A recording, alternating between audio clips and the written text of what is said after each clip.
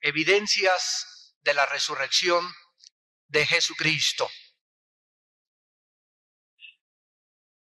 Una de las pruebas más grandes de que el cristianismo realmente no es solamente una proposición filosófica o un mito o basado en leyendas o en dogmas, es la resurrección de su fundador, el Hijo de Dios.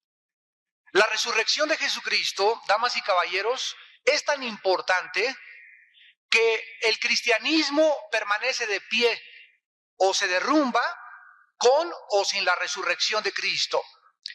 Si el Señor Jesucristo solamente hubiera sido un gran maestro de moral, o un gurú, o un solamente iluminado, y hubiera muerto en la cruz y ahí hubiera quedado absolutamente su filosofía, el cristianismo no podría continuar existiendo. La resurrección de Jesucristo es un hecho absolutamente histórico. Y para que algo pueda tener veracidad, necesitamos nosotros tener un trasfondo histórico que pueda avalar la existencia o los hechos que se han narrado después de 2000 años. Todas las religiones que existen en este mundo están basadas en proposiciones filosóficas menos 3. Solamente 3 religiones de todas las que existen están basadas en 3 personalidades. Tenemos en primer lugar el budismo, que está basada en un hombre llamado Gautama Buda, que murió 500 años antes de Jesucristo, y en su libro Theravada dice así: Buda murió con esa muerte total que no queda nada atrás. Buda, antes de morir, le dijo a sus discípulos: yo no soy la verdad, busquen la verdad, y ni siquiera estoy consciente de que exista Dios. Es asombroso que haya muchas personas que propaguen por ahí el rumor de que todas las religiones llevan a Dios, cuando el budismo es una religión atea. O sea, ni siquiera creía en Dios, su fundador. Tenemos en segundo lugar el judaísmo. Padre del judaísmo fue Abraham.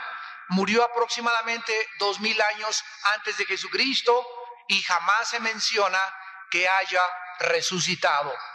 Y tenemos en tercer lugar al Islam, fundada por Mahoma, que murió el 8 de junio del año 632 antes de Jesucristo en la ciudad de Medina.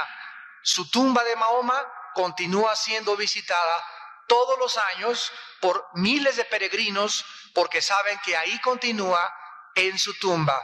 Sin embargo, ninguno de estos 3 líderes de las 3 religiones fundadas en personalidades y de las más importantes de la historia jamás dijo que Él era la resurrección y la vida. Si ustedes van a la ciudad de Jerusalén y visitan la tumba de Jesucristo, esa tumba está vacía. En el Evangelio de Lucas capítulo 24, versículos del 1 al 7, encontramos en la Biblia el registro de la resurrección de Jesucristo con estas palabras. El primer día de la semana, muy de mañana, vinieron al sepulcro trayendo las especias aromáticas que habían preparado, y algunas otras mujeres con ellas. Y hallaron removida la piedra del sepulcro, y entrando, no hallaron el cuerpo del Señor Jesús. Aconteció que, estando ellas perplejas por esto, he aquí se pararon junto a ellas 2 varones con vestiduras resplandecientes, y como tuvieron temor y bajaron el rostro a tierra, les dijeron: ¿por qué buscáis entre los muertos al que vive? No está aquí, sino que ha resucitado. Acuérdense de lo que les habló cuando aún estaba en Galilea, diciendo: es necesario que el Hijo del Hombre sea entregado en manos de hombres pecadores, y que sea crucificado y resucite al tercer día. Entonces ellas se acordaron de sus palabras. Nosotros vemos a través de la historia que la resurrección de Jesucristo es el hecho más sobresaliente de toda la historia humana. Nosotros estamos conscientes que han existido 4 imperios de los más grandes que han podido subsistir y que han podido gobernar casi 2/3 partes de nuestro planeta. Tenemos en primer lugar el imperio babilónico, 600 años aproximadamente antes de Jesucristo. Le siguió el imperio medo-persa, vino el imperio griego con Alejandro el Magno y finalmente se erigió y se levantó el poderoso y el indestructible imperio romano. Las hordas bárbaras no pudieron terminar con el imperio romano. Sin embargo, damas y caballeros, ¿sabían ustedes que la resurrección de Jesucristo es tan importante y tan histórica que fue precisamente la predicación de su resurrección lo que conquistó al imperio romano? Lo que las órdenes y los grupos militares y los soldados no pudieron hacer, lo hizo un mensaje. Ese poderoso imperio romano fue conquistado porque el Hijo de Dios transformó a 12 pescadores que le comenzaron a seguir y ellos se encargaron de hacer conocer y de poder trascender a toda la humanidad el mensaje de que ese Jesús de Nazaret, muerto en una cruz y crucificado en ignominia y en vergüenza, había vuelto a vivir, trayendo a la humanidad la esperanza de que todos nosotros, si Él resucitó, nosotros también tenemos algún día que volver a vivir. Tenemos en primer lugar los testimonios del primer siglo de nuestra historia, como el de Ignacio, obispo de Antioquía, en el año 115 después de Cristo. Él era natural de Siria, discípulo del apóstol Juan. Fue muerto en el Coliseo romano y destrozado por los leones. En todos sus escritos menciona la resurrección de Cristo como la base de su fe. Policarpo, 110 años después de Cristo, murió también como mártir y mientras estaba siendo torturado, oró por el gozo de saber que volvería algún día a vivir con el Hijo de Dios. Justino, 165 después de Cristo, filósofo, apologista y teólogo. Después de haber buscado la verdad en todas las religiones y en la filosofía griega, tan de moda en aquellos entonces, escribió en su libro: todos los sistemas filosóficos del ser humano le ofrecen meras proposiciones filosóficas, pero el cristianismo ofrece a través del espacio y del tiempo al Dios vivo y verdadero, interviniendo a través de la resurrección de su Hijo Jesús de Nazaret. Y tenemos, aparte de estos mártires cristianos, a uno de los más grandes historiadores de la época de Roma, que estaba pagado por el Imperio Romano, llamado Josefo Flavio. Él dijo en su libro Antigüedades: la resurrección de Jesús de Nazaret, a quien le apodaban el Cristo, es la evidencia más grande que este grupo llamados los nazarenos, o sea, los cristianos, verdaderamente predican un mensaje transformador. Cuando nosotros vemos a través de la historia que tenemos documentación, que hay escritos, que hay libros que han dicho que han sido transformados por el poder de la resurrección de Cristo, nosotros ahora, el 19 de diciembre de 1999, nos podemos hacer una pregunta. ¿Desde cuándo estamos contando 1999 años? Desde el nacimiento de Jesucristo. Porque en esta Navidad aún los países ateos celebran el nacimiento del Hijo de Dios. Hay muchos de ustedes que nos visitan y que nos ven a través de la televisión que ni siquiera creen en Dios, pero no van a trabajar del 24 al 30 tal vez de diciembre, porque en sus trabajos les dan vacaciones y ustedes están felices de la vida. Pero Jesucristo no solamente es tan importante para que el mundo entero paralice sus actividades y se basen en el 24 de diciembre para celebrar su nacimiento, sino que además en el mes de abril casi siempre se celebra su muerte y su resurrección. Y tenemos un domingo que se llama el Domingo de Resurrección, un sábado de gloria, donde además el mundo entero también se va de vacaciones. ¿Qué tan importante es este personaje, Jesucristo, que nosotros no nos acordamos cuando murió Buda, cuando murió Abraham? Nadie celebra el nacimiento del Gurú Maharaji. Nadie se acuerda, ni siquiera sabe dónde nació el Dalai Lama. Pero Jesucristo es tan impactante y es el personaje indiscutiblemente más sobresaliente de toda la historia humana, que su nacimiento y su resurrección han afectado la historia en los últimos 2000 años. Nosotros sabemos como cristianos que Jesucristo no nació el 24 de diciembre. Jesucristo nació el primer día de la fiesta del Sukkot, o la fiesta de los tabernáculos, que cae en nuestro calendario a finales de septiembre, principios de octubre, lo que se llama la fiesta de los tabernáculos. Cristo nació el primer día y Cristo murió también en la Pascua.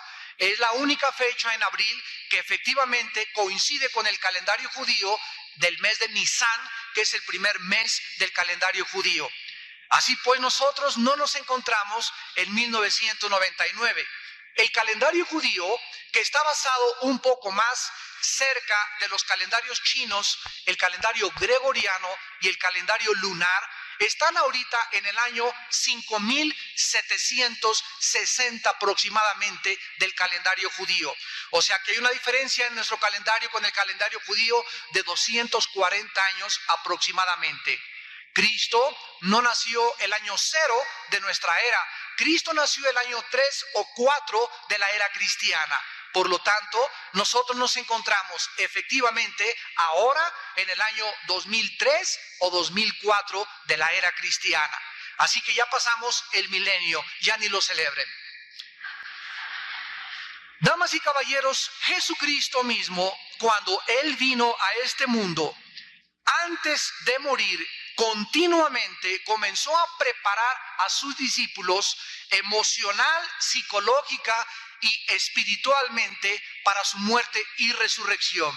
Por ejemplo, en el Evangelio de Mateo capítulo 20, versículo 17 al versículo 19, subiendo Jesús a Jerusalén, tomó a los discípulos aparte y en el camino les dijo: He aquí subimos a Jerusalén y el Hijo del Hombre será entregado a los principales sacerdotes y a los escribas y le condenarán a muerte.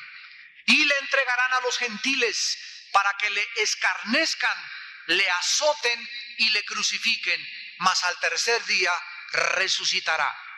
No hay en la historia ningún líder, absolutamente ninguno, que haya anunciado a sus seguidores que Él era Dios, que el que ha visto a esa persona ha visto a Dios, que Él es el que tiene el poder sobre la vida y sobre la muerte, pero más que cualquier otra cosa, decirles con exactitud de detalles: voy a morir y a los 3 días voy a resucitar.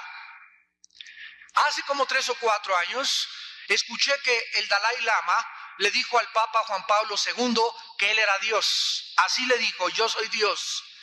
Y me gustaría enviarle una carta para decirle que si Él es Dios, que nos anuncie y nos diga cuándo va a morir.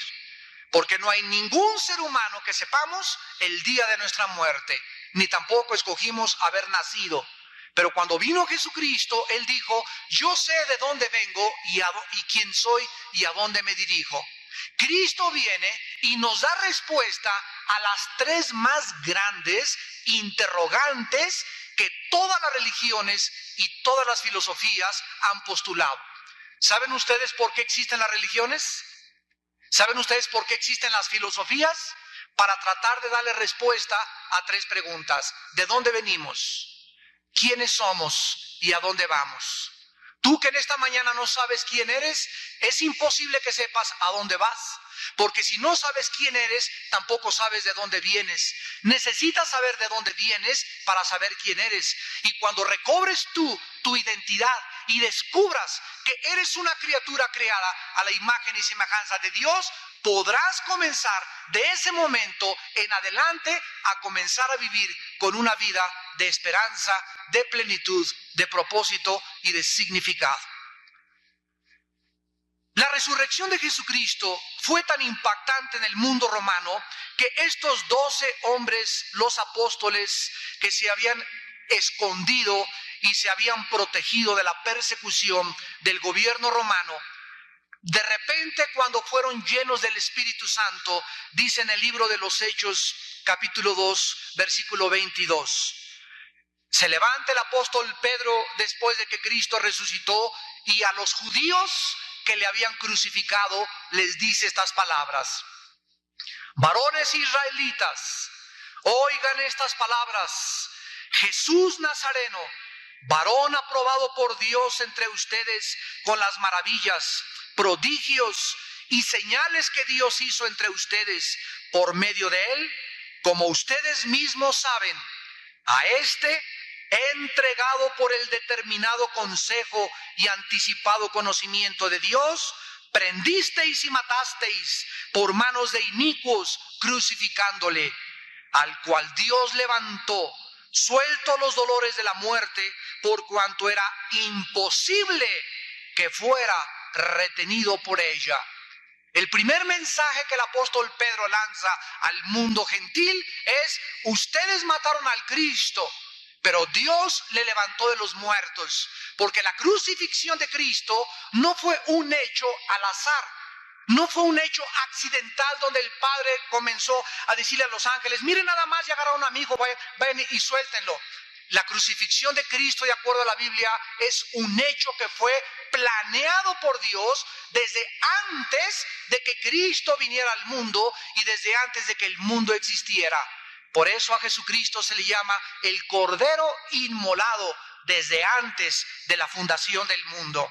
Pero siempre ha existido en la historia agnósticos, siempre han existido escépticos, siempre tenemos que enfrentar ateos. Y el propósito de estas conferencias es ofrecerles a los ateos, a los agnósticos, a los escépticos, a millones de personas como ustedes que asisten a este desayuno, pruebas, evidencias históricas, científicas, para que ustedes comiencen a valorar y a pensar de una forma racional. Tal vez por primera vez en tu vida vas a comenzar a pensar racional y lógicamente, y tú puedas quedar sin ningún argumento y sin ninguna excusa para poder en esta misma mañana recibir a Jesucristo como tu Señor y como tu Salvador.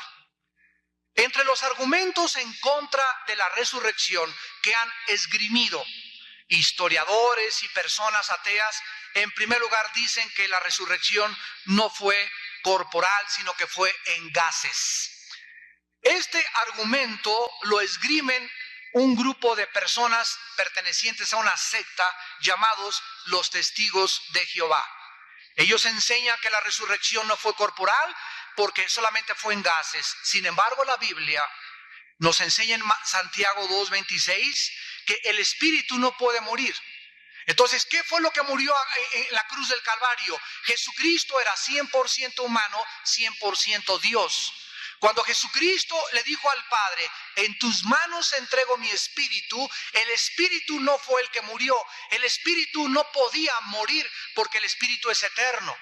Por eso cuando nosotros hablamos de la inmortalidad del alma, nos estamos dando cuenta de que al recibir a Jesucristo, ¿qué cosa recibimos? Recibimos la vida eterna. O sea, mi espíritu entra en el momento de mi renacimiento espiritual a habitar la eternidad. Mi espíritu ya trasciende el espacio y el tiempo y comienzo ya a pertenecer y a ser y a conocer y a adorar y a servir al Dios que es espíritu. Entonces, cuando yo muera, no morimos nosotros. Los cristianos no podemos morir. Por eso la Biblia no usa el término morir cuando un cristiano se muere, sino el término dormir. Cuando Lázaro estuvo muerto, llegaron los discípulos y le dijeron en Juan 11 a Cristo: mira que tu discípulo está muerto. Y él dijo: él duerme, pero cuando yo vaya, yo le resucitaré. Entonces nosotros no podemos morir. Muere nuestro cuerpo, que es el envase, la cubierta, la botella donde está dentro nuestro espíritu y nuestra alma, que son lo que Dios vino a morir y a lo que Él quiere que tú le des importancia. Esto de afuera se envejece, nos sale el pelo blanco, las arrugas, y nos hacemos como cascarón otra vez y regresamos al polvo de donde fuimos creados físicamente. Pero dentro de ti hay un espíritu y hay un alma, y la pregunta en esta mañana es: ¿a dónde se irá tu espíritu y tu alma en el día de tu muerte?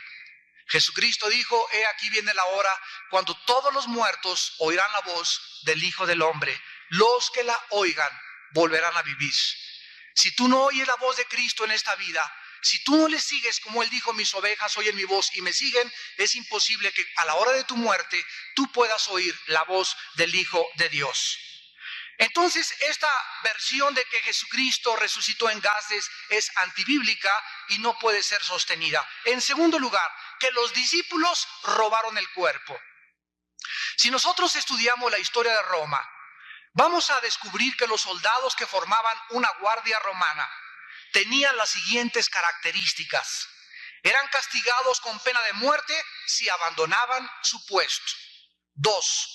Una guardia romana, como la que cuidó la tumba de Cristo, estaba formada por 16 soldados. Y cada soldado estaba entrenado para proteger 3 metros de terreno. Esta guardia podía detener un batallón entero de 500 judíos. Número 3. Los soldados romanos eran entrenados especialmente para matar al primero que intentara algo en contra de su posición. 4. El uniforme romano de los soldados consistía en un corsé de cuero cubierto con hierro sobre el pecho, un casco de hierro, en la mano derecha una lanza de hierro, en el brazo izquierdo un escudo de hierro también, una espada larga y una espada corta al cinto y una cota de malla dentro de su propia vestidura. ¿Quién se hubiera atrevido a tratar de quitarles algo a una guardia romana? Esto es un argumento absolutamente de carácter especulativo. En tercer lugar, el argumento es que Cristo no murió, que lo vieron en Pachuca comiendo chorizo, que Cristo murió en Cachemira, que Cristo se fue con los lamas, que los discípulos lo recogieron y que se lo llevaron, y que fue la más grande mentira de la historia. Damas y caballeros, permítanme ofrecerles a ustedes el testimonio del doctor William Edwards, patólogo de la Clínica Mayo de Rochester, Massachusetts. La Clínica Mayo y el Hospital General de Boston están entre los 5 hospitales mejores del mundo.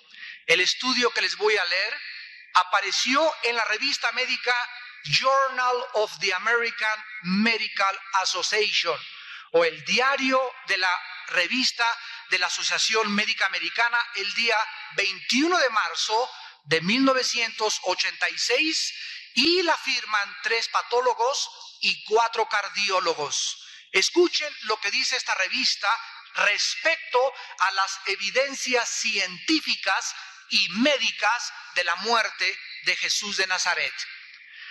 Jesús de Nazaret, dice esta revista, fue sometido a 2 juicios, un judío y uno romano.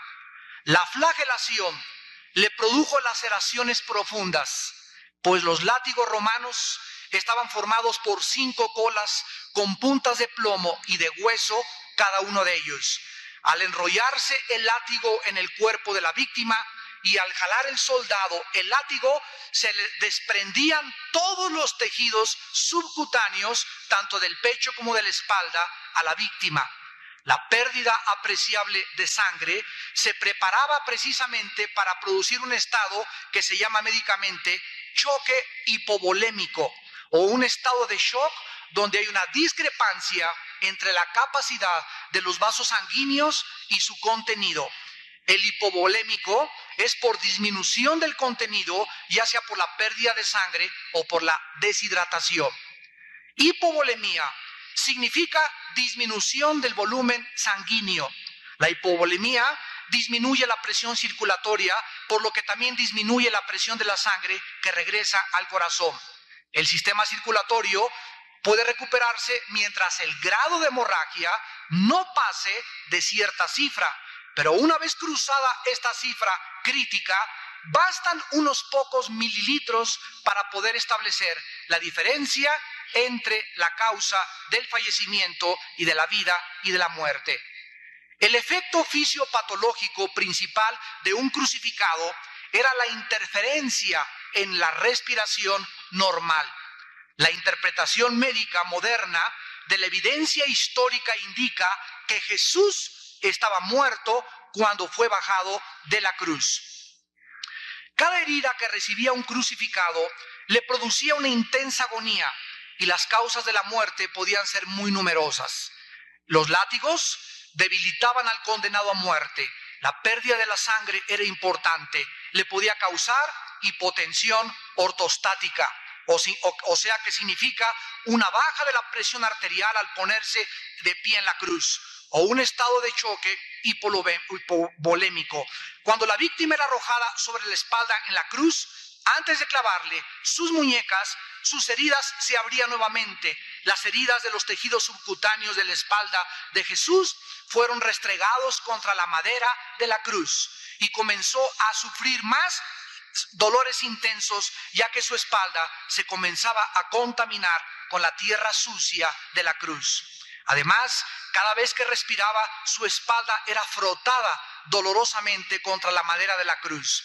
Cuando los soldados romanos le quitaron el manto a Jesucristo, toda la sangre la tenía coagulada y le fue arrancada casi 3/4 partes de la piel de la espalda.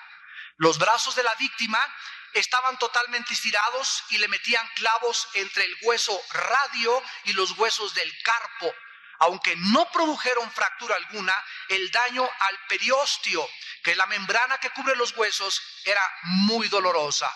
Los clavos de los pies le atravesaban los huesos del tarso y seguramente le ocasionaban una lesión en los nervios con un dolor indescriptible.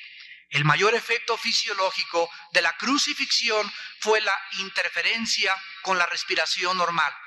Cuando un crucificado quería exhalar, el cuerpo estaba colgado y tendía a fijarse el tórax en un estado de inspiración. Calambres musculares y hormigueo de los brazos por la posición tan incómoda se agregaban a las molestias de la respiración. Cada movimiento respiratorio era sumamente fatigante, agonizante y excruciante, y eventualmente morían asfixiados. La fractura de los huesos por abajo de las rodillas los llevaban a rápidamente morirse por asfixia, y la muerte por crucifixión era la muerte más dolorosa, más torturante y más sangrienta que ningún ser humano haya podido inventar.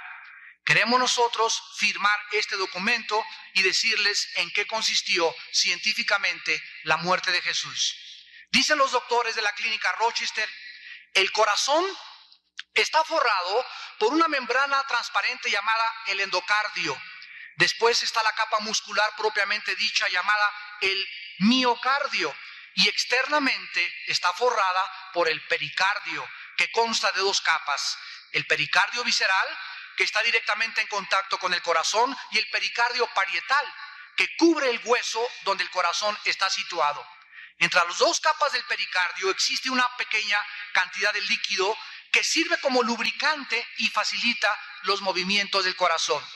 Nosotros leemos en la Biblia que el soldado romano se acercó a Jesucristo y ellos eran expertos en crucifixiones y en determinar cuando una víctima era muerta. El soldado romano atravesó con su lanza el costado de Cristo, y al atravesarle el costado, los evangelios de la Biblia nos dicen que salió una gota de sangre mezclada con agua. Esto, desde el punto de vista cardiológico, es una ruptura postinfarto que puede ocurrir durante las primeras horas después del mismo. La evidencia médica e histórica indica que Jesús, de acuerdo a la gota de sangre y de agua que le salió, murió de la rotura del pericardio. Él estaba muerto antes de que fuera atravesado su costado con la lanza romana. Y de acuerdo a lo anterior, las afirmaciones de que Jesús no murió en la cruz carecen de apoyo científico. Damas y caballeros, tenemos el testimonio de patólogos, de cardiólogos respecto a la narración de lo que la Biblia nos dice. Pero una de las cosas más asombrosas de esto es que 1000 años antes de que Cristo muriera en la cruz del Calvario, les estoy hablando desde hace 3000 años, de acuerdo a nuestra era. Hace 3000 años, el rey David, en el Salmo 22, escribió proféticamente lo que los cardiólogos, pongan atención, 3000 años después verifican y certifican científicamente. 3000 años antes se nos muestra de qué iba a morir Cristo. A mí me encanta preguntarle a muchos de mis estudiantes, díganme, ¿cuáles fueron las causas por las que mataron a Jesucristo? Ya lo sabemos que fueron nuestros pecados, pero médica y científicamente, ¿qué fue lo que produjo en Cristo su muerte? Ya leímos que los médicos dicen que la mayor parte de las veces morían asfixiados. La posición del tórax era tan incómoda que morían de asfixia a las pocas horas, pero Cristo no murió de asfixia. La Biblia nos deja el registro que cuando Juan se acercó a ver, cuando el soldado romano le atravesó el costado, él arrojó una gota mezclada de agua con sangre. Miren lo que dice el Salmo 22. Dios mío, ¿por qué me has desamparado? El Salmo 22, damas y caballeros, comienza pronunciando las palabras que 1000 años después Cristo iba a pronunciar en la cruz. Y cuando Jesús colgaba en la cruz del Calvario, Él gritó, Dios mío, lama sabactani. Dios mío, ¿por qué me has abandonado? ¿Por qué le abandonó el Padre al Hijo? ¿Por qué el Hijo sintió la soledad más profunda que cualquier ser humano jamás ha experimentado en esta vida? Porque algo misterioso pasó en esa cruz. El Padre se separó del Hijo. La Biblia dice que Dios es un Dios santo y que es tan santo que no puede ver el pecado. Y en ese momento los pecados tuyos y mis pecados, dice la Biblia, eran puestos. Él los cargaba, Él los llevaba. Él que no conoció pecado, por nosotros se hizo pecado para que nosotros fuésemos hechos la justicia de Dios en Él. Herido Él fue por nuestras rebeliones, molido por nuestros pecados. Y todo lo que tú merecías pagar y lo que yo merecía pagar, la Biblia dice que el Padre lo ponía sobre el Hijo. La muerte de Cristo era vicaria, que significa en lugar de nosotros, y era un holocausto, era sacrificial, porque Él era santo y pagaba por nosotros que nosotros merecíamos pagar. Porque de tal manera amó Dios al mundo que ha dado a su Hijo unigénito, para que cualquiera de ustedes que en Él cree no se pierda, mas tenga la vida eterna. Cuando Cristo llevaba nuestros pecados, el Padre le abandonó y el Hijo murió solo, abandonado, sin sus amigos y sus discípulos, nadie absolutamente. Ahí estaba el Hijo de Dios entre el cielo y la tierra, llevando a cabo la obra más misteriosa del universo, la muerte por nuestros pecados mediante la sangre derramada en su cruz. Dice el Salmo 22 en el versículo 14, continúa David escribiendo proféticamente, he sido derramado como aguas. Mis huesos se descoyuntaron y mi corazón, pongan atención en esta frase, mi corazón fue como cera derritiéndose en medio de mis entrañas. Los cardiólogos, acabamos de escuchar, nos dicen que Jesucristo tuvo una ruptura del pericardio, la capa que cubre el corazón. Y 1000 años antes de que Él muriera, 3000 años de nuestra era, se escribió que el corazón se le derritió, se le rompió. Cristo murió de dolor. El dolor moral fue lo que mató a Cristo. Cuando nuestros pecados fueron puestos por Él, el pecado fue el dolor tan intenso de los millones de pecados de aquellos que algún día le seguiríamos, fue lo que le quitó la vida, porque la paga del pecado es la muerte. Romanos 6:23, mas el regalo de Dios es vida eterna en Cristo Jesús. Cristo murió de dolor. Pocas personas han muerto de dolor. Mueres de cáncer, mueres de sida, mueres de muchas cosas, pero de dolor, bajo los excruciantes dolores de una cruz. Es increíble la exactitud, la veracidad científica de la Biblia. Ningún otro libro jamás, vuelvo a repetir, contiene estas asombrosas evidencias para que los que están buscando un propósito en esta vida, para los que estén diciendo en esta vida, ¿quién es la luz? De tantas filosofías, ¿quién es la verdad? De tantas religiones, ¿cuál es la verdadera? Bueno, pues vamos a buscar y escudriñar y encontrar y a descubrir las evidencias asombrosas de la Biblia, la palabra de Dios. No solamente se dice la palabra de Dios porque es un libro sagrado, sino porque es el único libro en la historia de la humanidad que contiene los registros más antiguos de historia, de geografía, de arqueología, de paleontología. Es el único libro que nos ofrece científicamente evidencias que la ciencia ha descubierto miles de años después. 2300 años antes que Galileo Galilei descubriera que la tierra era redonda, en Isaías 40:22 ya estaba escrito 2300 años que la tierra era un círculo.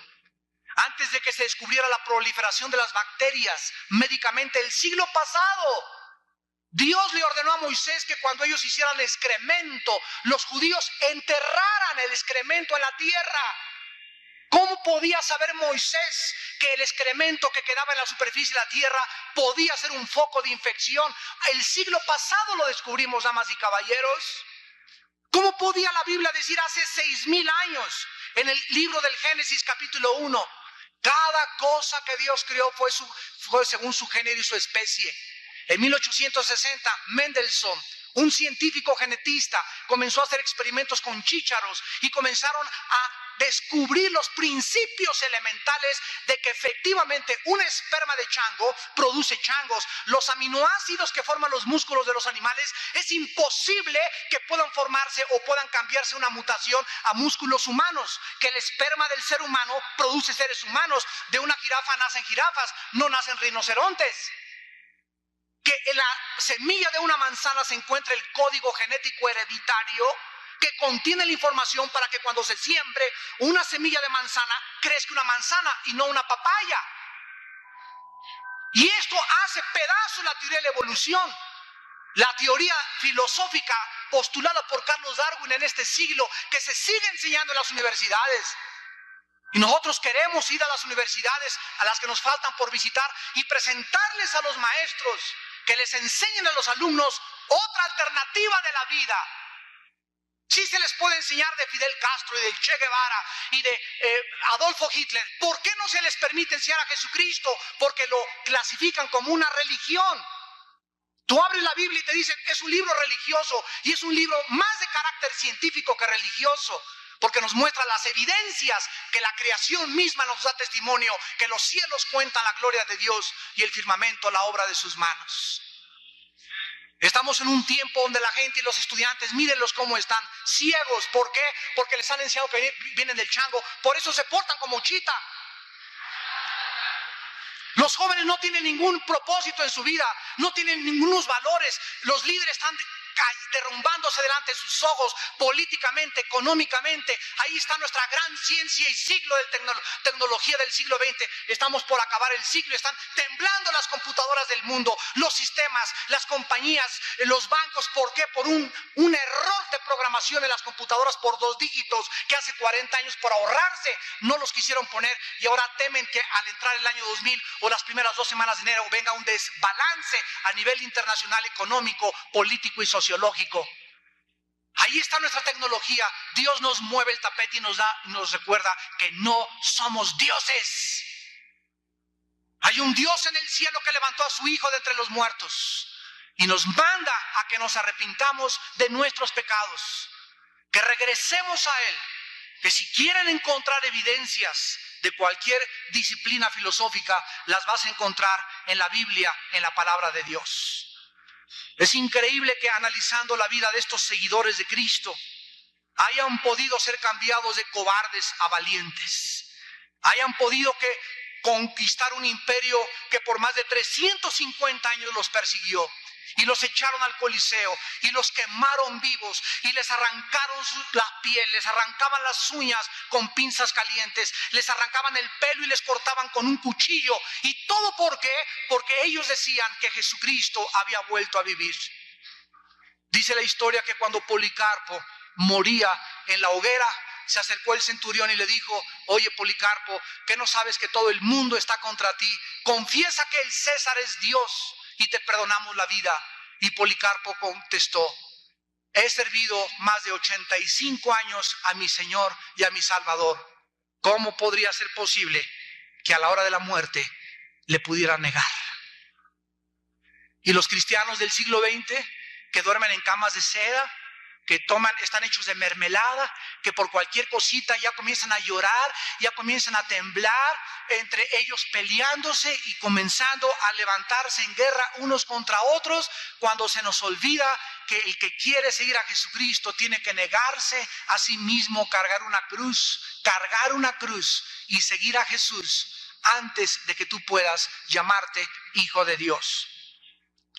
Thomas Arnold, profesor de historia de la Universidad de Rugby y Oxford, considerado el más grande historiador de esta época, dijo en su libro Sermones sobre la vida cristiana, página 324: no conozco ningún otro hecho en la historia del ser humano. Recordemos que es el historiador más grande de este siglo. No conozco, dijo Thomas Arnold, ningún otro hecho en la historia del ser humano que haya sido probado con tantas evidencias indubitables e irrefutables. Y no está hablando de Juan Diego, como la gran señal que Dios nos dio al haber levantado a Jesucristo de entre los muertos. Simon Greenleaf fundó y desarrolló la Escuela de Leyes en la Universidad de Harvard, en la ciudad de Boston, y una de las mentes más brillantes de la jurisprudencia en los Estados Unidos y a nivel internacional, escribió en su libro un examen sobre el testimonio de los 4 evangelios, volumen 1 al 3 del Reglamento de Evidencias Administradas en las Cortes de Justicia, y dijo estas palabras: era imposible que los apóstoles hubieran podido escribir y persistir y entregar sus vidas al enseñar estas verdades que enseñaban que Jesús, el que había nacido en Belén de Judea, era realmente el Hijo de Dios y que había vuelto a vivir de entre los muertos. Damas y caballeros, podíamos continuar mostrándoles a ustedes testimonios de grandes historiadores, de grandes genetistas, de grandes sociólogos, pero una de las cosas que han corrido paralelamente al desarrollo tecnológico y científico del siglo XX ha sido el ateísmo. ¿Saben ustedes, quiero terminar con esto, cuáles son las 4 mentes que han influido en las mentes de nuestros hijos, en tu mente y en mi mente, antes de que yo conociera la Biblia? Estos 4 hombres son los 4 filósofos del siglo XX y los que han influido en la historia, en las universidades, en las facultades de economía, en las facultades de psicología, en el mundo social, en el mundo político. Son los 4 hombres que más daño han causado a nuestra historia y a nuestra propia vida. El primero de ellos, Carlos Darwin, postulando el origen de las especies. El segundo, Sigmund Freud, diciendo que el problema no es espiritual, es de carácter mental y de la psique. Carlos Marx, postulando su dialéctica materialista. Y Friedrich Nietzsche, el alemán que influyó en Adolfo Hitler y que le hizo creer que podían ellos descubrir una raza aria que sería la que conquistaría el mundo por 1000 años. Y 80 millones de alemanes le creyeron a Adolfo Hitler, influido por Darwin, por Freud y por Friedrich Nietzsche. Y estas mentes no han podido ser contrarrestadas y son ideas filosóficas destructivas, como dice la palabra de Dios. Pero la Biblia refuta argumentos, llevando cautivo todo pensamiento a la obediencia a Cristo Jesús. Y tú en esta mañana tienes la alternativa de invitar a Jesucristo a tu corazón por primera vez. Jesucristo es tan importante y la resurrección cambió la historia que el apóstol Pablo dice en su primera carta a los Corintios, versículo 12. Pero si se predica de Cristo, que resucitó de los muertos, como dicen algunos entre ustedes, que no hay resurrección de muertos, porque si no hay resurrección de muertos, tampoco Cristo resucitó. Y si Cristo no resucitó, vana es entonces nuestra predicación, vana es también nuestra fe. La fe cristiana no está basada en dogmas. La fe cristiana no está basada en hechos que tengo que creer a fuerza. La fe cristiana no está basada en proposiciones filosóficas. La fe cristiana no está basada en liturgias, en ceremonias o en sacrificios. La fe cristiana está basada en la resurrección del Hijo de Dios. Y cuando nosotros seguimos a Jesucristo, no es una religión la que estamos siguiendo a un hombre que volvió a vivir. Tú puedes ser católico, puedes ser protestante, puedes tener una religión y no seguir a Jesús. Sigues tu religión, sigues el grupo y el reglamento de reglas que te ha impuesto tu religión, pero tú no tienes una relación con el Hijo de Dios en tu propia vida íntima. No ha cambiado Jesucristo tu vida. Eres solamente cristiano de las 11 a las 12 del domingo. Pero mientras este mensaje y la vida de Jesús resucitada no entre a tu vida y cambie y transforme tus pensamientos, tu corazón, tu meta, tu dirección en la vida, no puedes llamarte realmente que tienes la vida eterna. Jesús dijo, ancha es la puerta y el camino que conduce a la perdición, y la mayor parte de los hombres van por esta puerta. Miren ustedes, acabamos de escuchar el testimonio de un grande deportista, pero que vemos los periódicos, los deportistas lo retratan ahora con mujeres de la vida galante. Borrachos a las 5 de la mañana, uno acaba de perder su pierna desgraciadamente por andar a las 4 de la mañana con personas alcoholizadas. No hay un ejemplo en el deportivismo, ya se está perdiendo todas estas cosas. Jugadores como Marcelino Bernal ya no los hay, que tengan una carrera y una trayectoria, una vida limpia y transparente delante de la gente, ya no la hay. No hay políticos que nos puedan decir, este hombre realmente es un general Douglas MacArthur, un Winston Churchill. Ya no hay científicas, ya no hay en ninguna área, en ninguna disciplina, existen ya ejemplos para nuestros hijos y para las próximas generaciones. El mundo ha sucumbido en su propia soberbia y en su propia arrogancia. Porque Jesucristo dijo, separados de mí, nada pueden hacer. El camino ancho es el camino donde tú haces lo que tú quieres.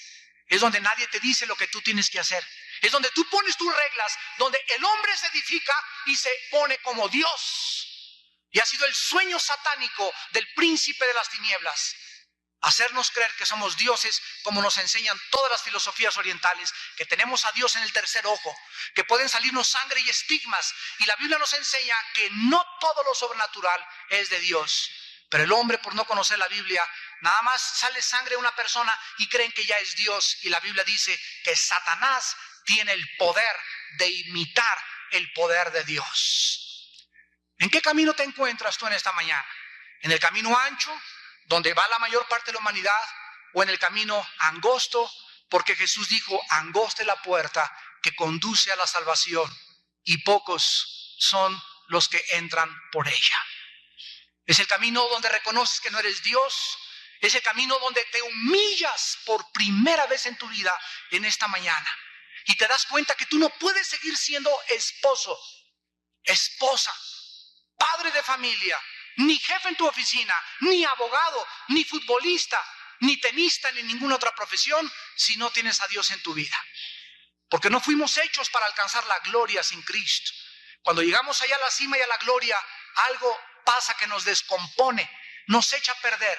Decía Antonino, el emperador romano, el poder corrompe a la gente y el poder absoluto corrompe absolutamente a los seres humanos. Fuimos criados para darle gloria a Dios, para que entendiéramos que nuestra vida está relacionada con Dios y que fuera de ese Dios que se reveló a través del espacio y del tiempo en la persona de su Hijo, tu vida carece de significado y de propósito. En esta mañana no ha sido una coincidencia que hayas venido a escuchar esta conferencia. Dios te trajo en su infinito amor y misericordia, porque dice Dios, te he amado con amor eterno.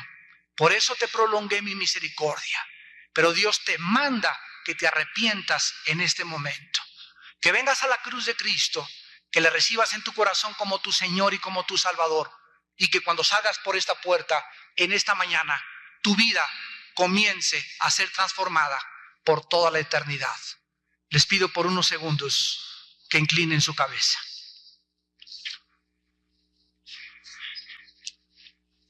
Así con tu rostro inclinado. La Biblia dice, viene la hora cuando todos los que están en los sepulcros oirán la voz del Hijo de Dios. Los que la oyeren vivirán. Porque como el Padre tiene vida en sí mismo, ha dado también al Hijo tener vida en sí mismo y le dio también autoridad de hacer juicio, por cuanto es el Hijo del Hombre. No os maravilléis de esto, dijo Jesús, porque vendrá hora cuando todos los que están en los sepulcros oirán su voz. Los que hicieron lo bueno saldrán a la resurrección de vida, mas los que hicieron lo malo a resurrección de condenación. En esta mañana, muchos de ustedes han venido porque Dios, en su infinita paciencia y eterno amor, te ha traído a que hagas la paz con Él mediante la sangre derramada de su Hijo Jesucristo en la cruz del Calvario. Porque sin derramamiento de sangre no hay perdón de pecados. Dios te manda en esta hora en que tu corazón está preparado por el Espíritu Santo, que te arrepientas. Arrepentirse significa cambiar tu manera de pensar. Tú ya no puedes seguir pensando como pensabas antes acerca de la vida y de la resurrección y del futuro que tiene la humanidad. Arrepentirse es cambiar tu manera de pensar respecto a Dios. Es reconocer que si no lo haces, Dios es justo y Dios tiene que castigar el pecado. Pero por su amor en la cruz nos ofrece buenas noticias y nos dice esta mañana que no tenemos por qué pagar nuestros pecados cuando muramos en el infierno, sino que alguien ya pagó por ellos, y esa persona es su santo Hijo Jesucristo. Y si tú te pones de acuerdo con Dios, invitándole a tu vida en este instante y a tu corazón, pidiéndole perdón por tu vida pasada y pidiéndole la ayuda que Él te quiere dar sobrenaturalmente para cambiar de vida, dile a Dios, ahí desde tu lugar, en el silencio de tu alma, estas palabras: Señor mío y Dios mío, reconozco que he pecado contra ti, que mi vida no tiene propósito, ni significado sin ti. Creo con todo mi corazón que tu Santo Hijo Jesús abrió sus manos en una cruz y sufrió indecibles dolores y derramó su sangre para perdonarme todos mis pecados. Ahora me arrepiento de todos ellos y te pido, Hijo de Dios, que en este instante entres a mi corazón como mi Señor y mi Salvador. Creo que tú eres el Hijo de Dios, el Mesías y el único que puede cambiar y transformar mi vida, perdonar mis pecados y darme la vida eterna.